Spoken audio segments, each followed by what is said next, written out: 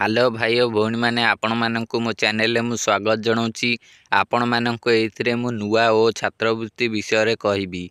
जो नुआ ओ छात्रवृत्ति रे पिला मानकु 9000 और 10000 दिया जाउची एहा विषय मु आपण मानक कहबी।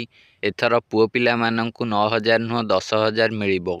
केउ केउ पुओ पिला माने 9000 न पाई 10000 पाइबे एहा आपण माने ए वीडियो रे जानि परिबे। आपण माने वीडियो को आगो को देखंतु। केउ केउ पुओ पिला माने 10000 पाइबे एहा आपण जानि परिबे। और झियो पिला माने अछंती सेमानंकु 11000 मिलिबो।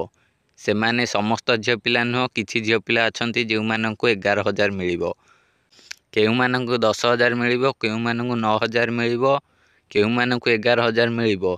एहा जानिया पे आपण माने वीडियो को शेष जाय देखंतु। एहा सहित ए वीडियो को गोटे लाइक करंतु और मो चैनल को सब्सक्राइब करो। एही नुआ ओ छात्रवृत्ति रे पिला मानंकु केते टंका दिया जिवो देखंतु। पूर्वर अपडेट आसुतला आपण माने जानिथिले पुओ पिला मानंकु 9000 और झियो पिला मानंकु 10000 दिया जिवो बोली। किंतु एथिरे एबे किछि अपडेट आसीछि देखंतु।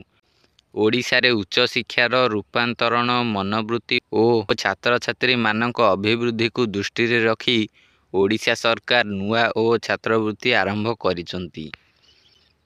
देखंतु एठी लेखा आइछि छात्र मानंकु 9000 टंका और छात्री मानंकु 10000 टंकार वार्षिक वृत्ति जोगाई दिया जिवो। देखंतु तळे लेखा आइछि आउ गोटे धाड़ी अनुसूचित जाति और अनुसूचित जनजाति तथा निर्माण श्रमिकंक पुओंकु 10000 और झियोंकु 11000 टंकार वार्षिक छात्रवृत्ति जोगाई दिया जिवो। जेउ माने अनुसूचित जाति और अनुसूचित जनजाति और श्रमिक एई मानकर पिला मानंकु 10000 और 11000 प्रदान करा जिवो छात्रवृत्ति भाव रे। वार्षिक छात्रवृत्ति भाव रे पुओंकु 10000 और झियोंकु 11000। को मानकु मिलिबो आपण माने जानि परले श्रमिक, निर्माण और जनसूचित अनुसूचित जाति, अनुसूचित जनजाति एई मानंकु 10000 और 11000 मिलिबो।